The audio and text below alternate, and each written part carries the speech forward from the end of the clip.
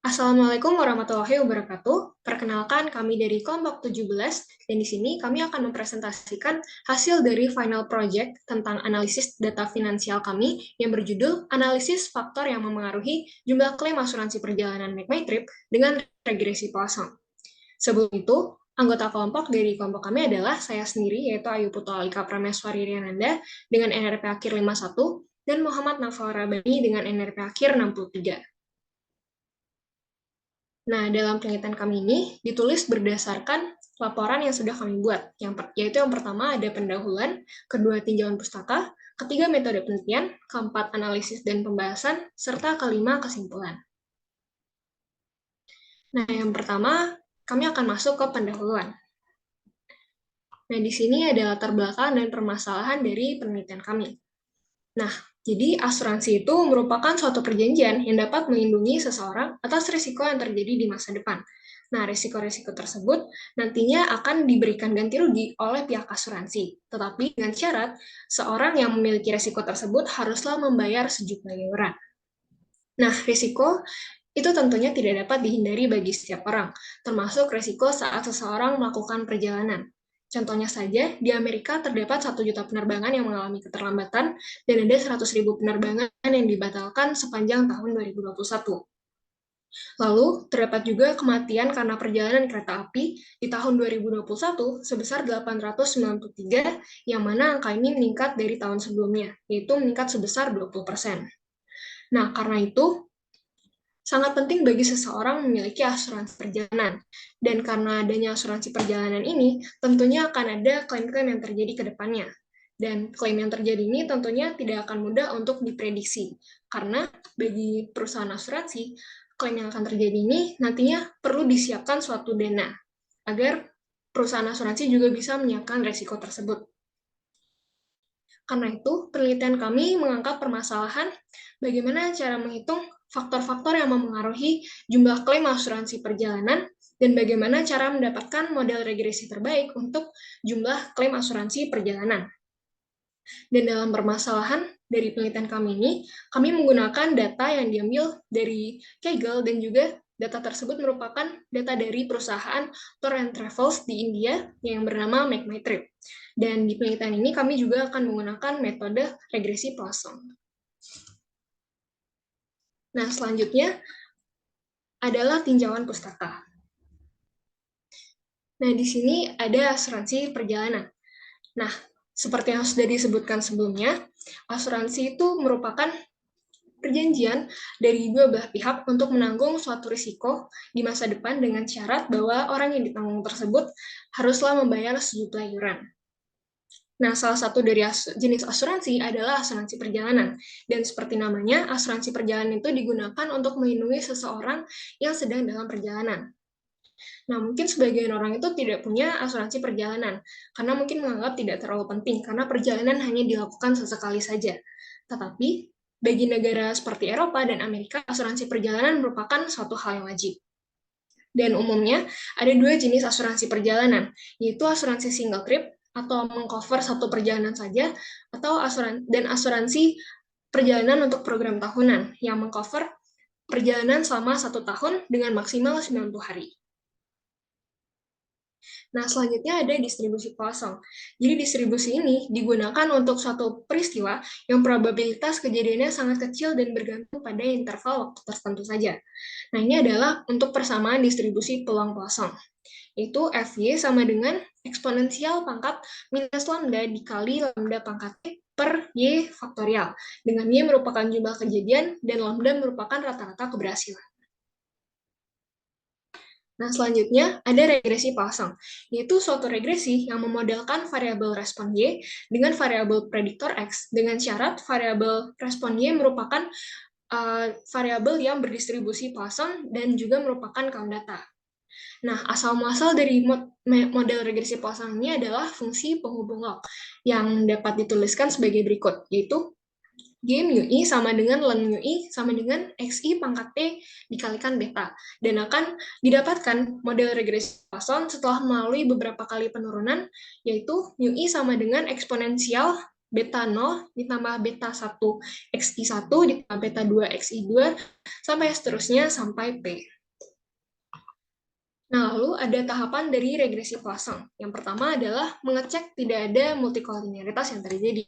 Lalu memastikan variabel respon berdistribusi Poisson, lalu melakukan pengujian parameter dengan uji serentak dan uji parsial, lalu menuliskan hasil model dan melakukan interpretasi pada model, dan yang terakhir adalah mengecek kondisi overdispersi pada model. Nah, seperti yang telah disebutkan tadi, untuk pengujian parameter ada uji serentak dan uji parsial. Untuk uji serentak, hipotesis H0-nya adalah beta 1 sama dengan beta 2 sampai beta J sama dengan 0, dan H1 adalah minimal ada 1 BJ yang sama dengan 0, dengan J itu adalah 1 dan sampai seterusnya. Sedangkan untuk statistik ujinya adalah nilai deviance, dan daerah kritis akan tolak H0 jika nilai deviance lebih besar daripada nilai chi-square tabel. Dan untuk uji parsial, hipotesisnya adalah H0 sama dengan beta J sama dengan 0, dan H1 yaitu beta J tidak sama dengan 0. Dan untuk statistik ujinya, T hitung sama dengan beta J dibagi SE dari beta J. Dan untuk daerah kritisnya adalah tolak H0 jika T hitung lebih besar daripada T tabel.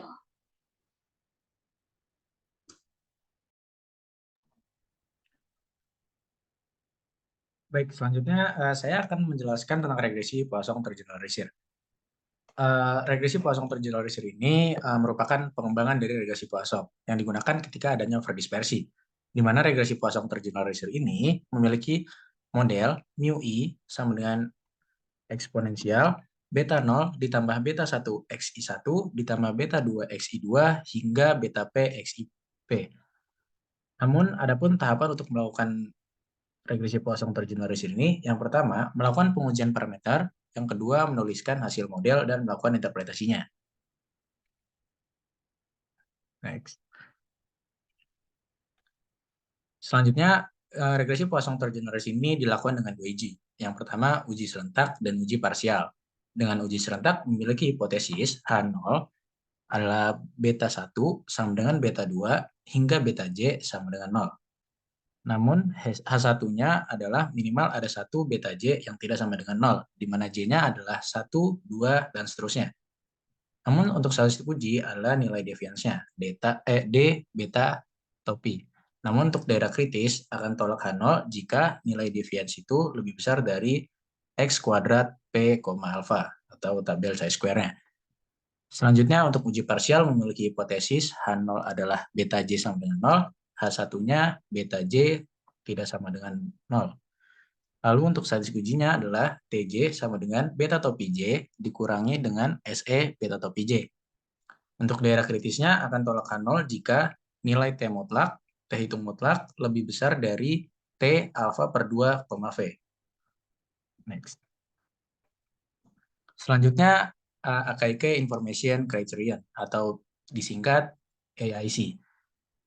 AKIK Information Criterion ini merupakan suatu metode untuk membandingkan model statistik terbaik, yang dimana model yang memiliki nilai AIC terkecil merupakan model yang terbaik. Namun, adapun perhitungan AIC ini tersendiri, yaitu mean dualen L theta ditambah 2K, di mana L theta-nya adalah nilai likelihood dan K-nya adalah jumlah parameternya. Next. Selanjutnya masuk ke bagian metode penelitian.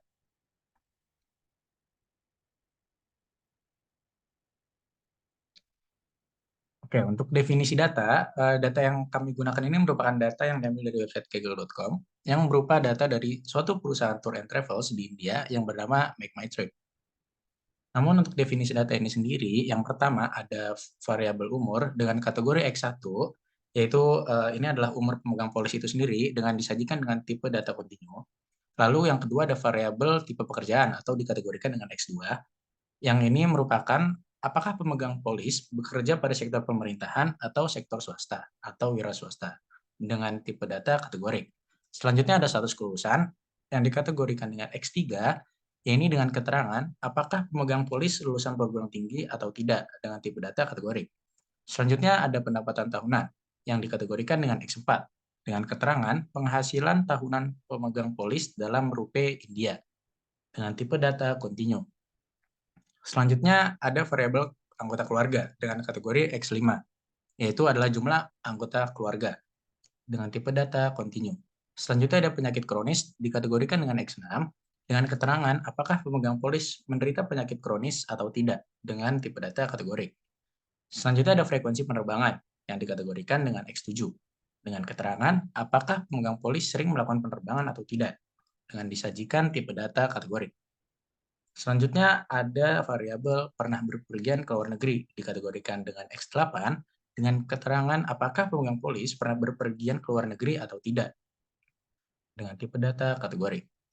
Selanjutnya ada variabel frekuensi klaim dikategorikan dengan Y, yaitu adalah jumlah klaim yang dilakukan pada polis asuransi perjalanan dengan disajikan dengan tipe data kontinu. Next. Selanjutnya untuk langkah-langkah yang digunakan dalam penelitian ini, yang pertama ada menentukan data yang akan digunakan. Yang kedua, melakukan statistika deskriptif. Yang ketiga, mendefinisikan variabel kategori atau kontinu. Yang keempat, memastikan tidak ada multikolinearitas. Yang kelima, memastikan variabel respon berdistribusi Poisson. Yang keenam, melakukan pengujian parameter untuk regresi Poisson. Yang ketujuh, menuliskan model regresi Poisson dengan melakukan interpretasinya. Yang kedelapan, ada mengecek adanya kondisi overdispersi. Yang kesembilan, jika terdapat kondisi overdispersi, maka perlu dilakukan Generalized Poisson Regression atau GPR. Yang ke-10, melakukan pengujian parameter untuk GPR. Yang ke-11, menuliskan model GPR dan melakukan interpretasi.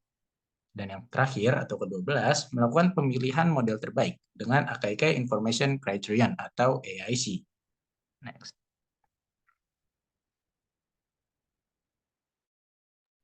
Baik, selanjutnya masuk ke analisis dan pembahasan.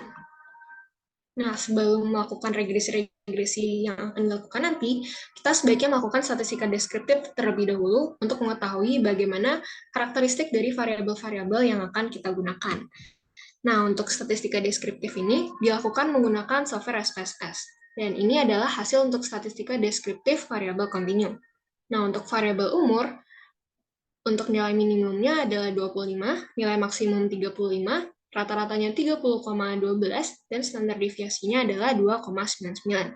Untuk pendapatan tahunan, nilai minimumnya adalah 300.000, nilai maksimumnya adalah 1.500.000, dan untuk rata-ratanya adalah 981.000, dan untuk standar deviasinya adalah 387, 20,28.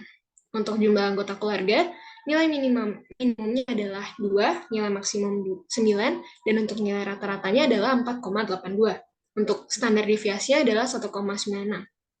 Untuk variabel frekuensi klaim, nilai minimumnya adalah 0 atau tidak melakukan klaim sama sekali, maksimumnya adalah melakukan 5 kali klaim, rata-ratanya adalah 0,8, dan standar deviasinya adalah 1,16. Dan untuk jumlah dari data dari variabel-variabel tersebut berjumlah 50. Nah, selanjutnya dilakukan statistika deskriptif untuk variabel yang kategorik. Nah, ini digunakan tabel frekuensi untuk melihat statistika deskriptifnya. Nah, untuk yang pertama, yaitu yang tipe pekerjaan, terlihat bahwa untuk tipe pekerjaan pemegang polis yang bekerja di sektor swasta atau wira swasta, itu lebih banyak, yaitu sebesar 70% dibandingkan yang bekerja di sektor pemerintahan. Untuk tabel frekuensi status kelulusan, di sini terlihat bahwa untuk pemegang polis yang lulusan perguruan tinggi itu lebih banyak daripada yang bukan lulusan perguruan tinggi, yaitu sebesar 86%. Nah, selanjutnya untuk penyakit kronis, di sini terlihat bahwa lebih banyak pemegang polis yang tidak memiliki penyakit kronis dibandingkan yang memiliki penyakit kronis, atau persentasenya sebesar 74%. Untuk frekuensi penerbangan, terlihat bahwa lebih banyak orang yang jarang melakukan penerbangan dibandingkan yang sering melakukan penerbangan, dengan persentase sebesar 64%. Nah, lalu yang terakhir, untuk tabel frekuensi pernah bepergian ke luar negeri, terlihat bahwa lebih banyak pemegang polis yang tidak pernah berpergian ke luar negeri daripada yang pernah bepergian ke luar negeri, yaitu sebesar 68%. Nah, selanjutnya kita akan masuk di regresi Poisson. Nah, sebelum melakukan regresi Poisson, dalam software RStudio, terlebih dahulu perlu didefinisikan mana variabel yang termasuk kategorik, mana yang termasuk variabel kontinu, agar mudah untuk diolah. Nah, yang pertama, dilakukan hasil untuk pengujian multikolinearitas. Jadi harus dipastikan bahwa tidak ada multikolinearitas yang terjadi pada variabel prediktor. Nah, setelah terlihat bahwa untuk VIF dari variabel-variabel prediktor itu tidak ada yang lebih dari 10, atau semuanya itu kurang dari 10. Maka dapat disimpulkan bahwa tidak terjadi multikolinearitas. Lalu selanjutnya, perlu dipastikan untuk variabel respon, Y, atau variabel jumlah frekuensi klaim itu haruslah berdistribusi Poisson. Nah, di sini pengujian distribusi Poisson tersebut menggunakan hipotesis H0, yaitu sampel berdistribusi Poisson, dan H1 sampel tidak berdistribusi Poisson. Untuk statistik ujinya, yaitu sebesar 0,999, dan daerah kritisnya yaitu tolak H0 jika p-value-nya kurang dari alfa. Dengan menggunakan alfa 0,05, didapatkan keputusan gagal tolak H0, dan kesimpulannya adalah sampel berdistribusi Poisson. Nah, selanjutnya akan dilakukan pengujian parameter, uji serentak, dan uji parsial. Yang pertama ada uji serentak. Hipotesisnya adalah untuk H0, beta 1 sama dengan beta 2, sampai seterusnya sama dengan 0. Lalu untuk H1, minimal ada 1 beta J yang tidak sama dengan 0, dengan J yaitu 1 sampai seterusnya. Untuk statistik ujinya, digunakan nilai deviance yang didapat melalui software RStudio yaitu sebesar 45, sekian. Dan untuk daerah kritisnya, akan tolak H0 jika nilai deviance lebih besar daripada chi-square tabel. Nah, di sini untuk chi-square tabelnya digunakan derajat bebas 8 karena untuk jumlah variabel prediktornya ada 8 dan digunakan alfanya adalah sebesar 0,05. Dan untuk nilai chi-square tabelnya sebesar 15,5 sekian.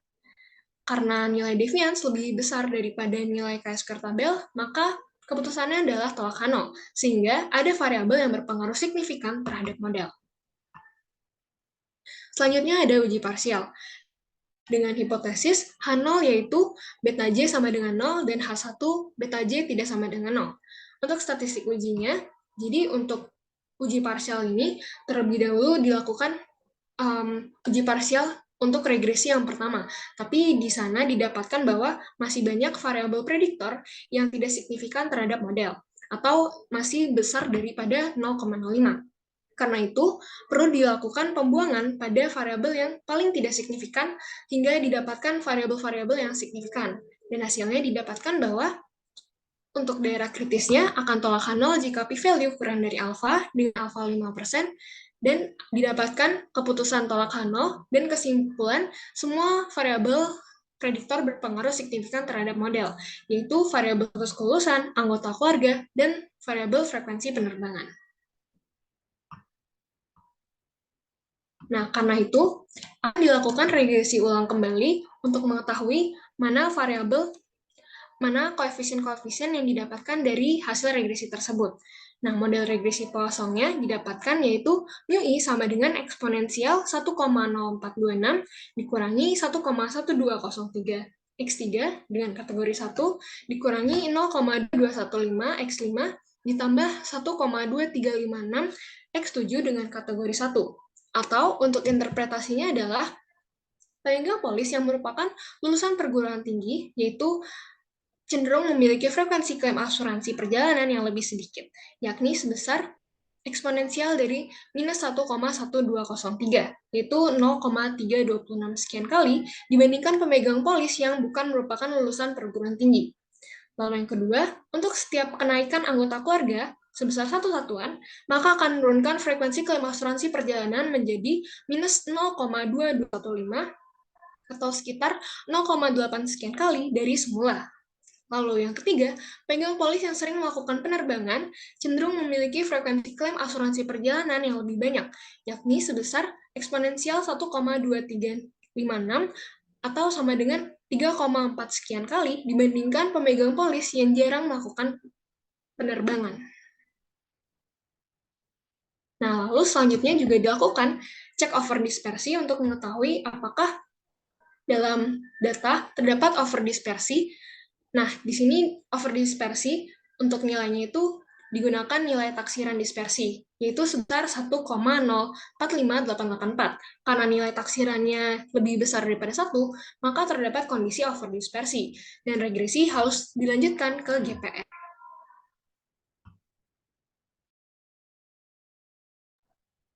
Oke, selanjutnya regresi Poisson tergeneralisir di bagian analisis dan pembahasan.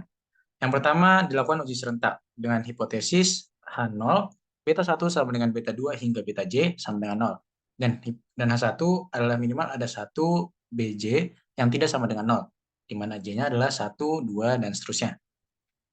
Lalu bisa dilihat di bagian statistik uji dengan tabel ANOVA menggunakan aplikasi RStudio. Di sini ada 3 variabel yang signifikan. Yang pertama ada status kelulusan dengan nilai 2 log-lik diff 6,8748. Yang kedua ada anggota keluarga atau X5 dengan nilai 2 log-lik diff adalah 5,1400.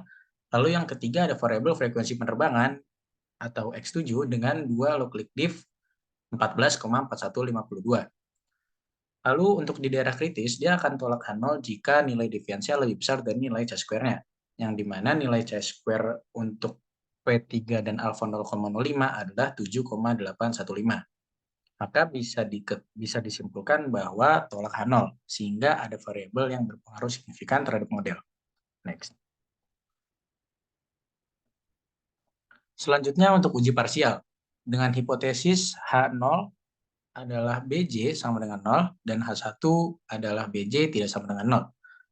Bisa dilihat di sini, di statistik uji, di tabel hasil uji parsial, dengan 3 variabel tadi yang signifikan, status kelulusan memiliki nilai p-value 0,005071, variabel anggota keluarga atau X5 memiliki nilai p-value 0,031125, dan variabel frekuensi penerbangan atau X7 memiliki nilai p-value 0,000235.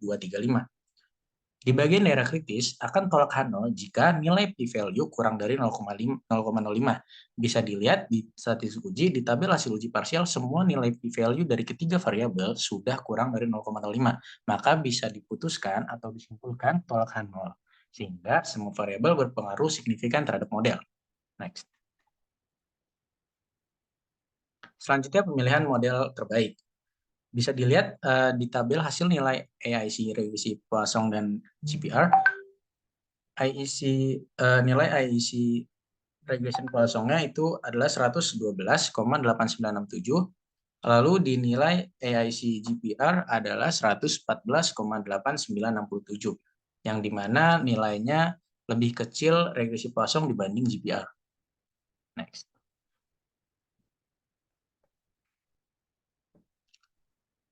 Selanjutnya, ini adalah model regresi Poisson tergeneralisir yang didapat dari melihat hasil tabel dari hasil GPR ini adalah mu i sama dengan eksponensial min 41,007 dikurang 1,120 x3 dikurangi 0,2215 x5 ditambah 1,236 x7. Next. Maka bisa diinterpretasikan pemegang polis yang merupakan lulusan perguruan tinggi atau X3 cenderung memiliki frekuensi klaim asuransi perjalanan lebih sedikit, yakni sebesar eksponensial min 1,120 atau 0,3262797946 dibandingkan pemegang polis yang bukan merupakan lulusan perguruan tinggi. Lalu interpretasi yang kedua, setiap kenaikan anggota keluarga atau X5 sebesar satu satuan, maka akan menurunkan frekuensi klaim asuransi perjalanan menjadi eksponensial min 0,2215 atau 0,8013159221 kali dari semula. Lalu yang ketiga, pemegang polis yang sering melakukan penerbangan atau X7 cenderung memiliki frekuensi klaim asuransi perjalanan yang lebih banyak, yakni sebesar eksponensial 1,2356 atau 3,44044267 kali dibandingkan pemegang polis yang jarang melakukan penerbangan. Next. Lalu masuk ke bagian kesimpulan. Untuk kesimpulan ini yang kita dapat ada dua. Yang pertama, faktor-faktor yang mempengaruhi jumlah klaim asuransi perjalanan make my trip adalah status kelulusan, anggota keluarga, dan frekuensi penerbangan. Namun yang kedua, model terbaik yang didapatkan adalah model regresi Poisson karena nilai AIC-nya lebih kecil dari regresi Poisson tergeneralisir, di mana modelnya yang didapat adalah mu i sama dengan eksponensial 1,0426 dikurang 1,1203 x3 dikurang 0,2215 x5 ditambah 1,2356 x7. Next. Baik, sekian presentasi final project analisis data finansial dari kelompok 17 kelas A. Saya Muhammad Nofar Rabbani dan Ayu Putih Alika pamit undur diri. Terima kasih. Wassalamualaikum warahmatullahi wabarakatuh.